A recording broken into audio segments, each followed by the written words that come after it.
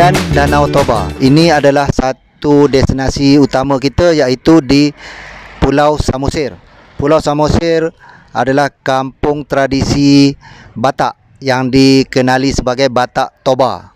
Ya, Batak Toba. Ini kita di kampung Huta Sialagan, kampung tradisi yang dijaga untuk tujuan pelancongan. Kita boleh lihat rumah tradisi mereka di sini. Ini adalah penginapan, ya, berbentuk perahu. Kalau kita tengok bumbung yang berbentuk macam Minangkabau ni, sebenarnya dia diimajinasikan sebagai perahu, kerana mereka di sini pekerjaan mereka adalah nelayan dan pergerakan mereka melalui jalan air. Ya, kita boleh ke sini melalui jeti Parapat. Ya, jeti Parapat.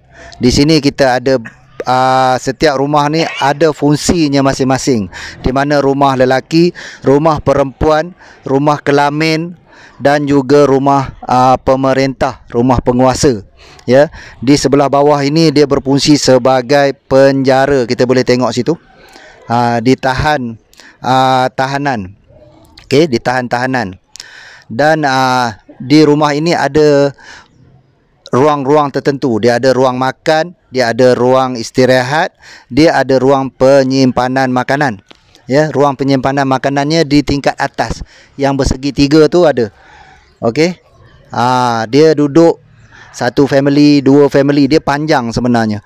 Tapi bila di zaman kita ni tinggal banyak ni dia buat untuk kita tengok dia punya bentuk, tapi sebenarnya dia panjang. Dia boleh memuatkan 12 kelamin di dalam satu rumah.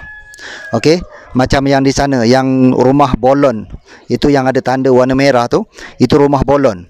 Rumah bolon tu untuk anak dara. Okey, di situ puteri raja. Puteri raja yang belum kahwin akan duduk di situ.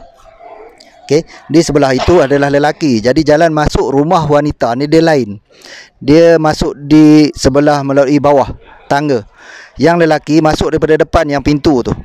Dia lain sikit dengan rumah yang kelamin. Okey, itu dah sedikit sebanyak kita penerangan tentang Huta Sialagan.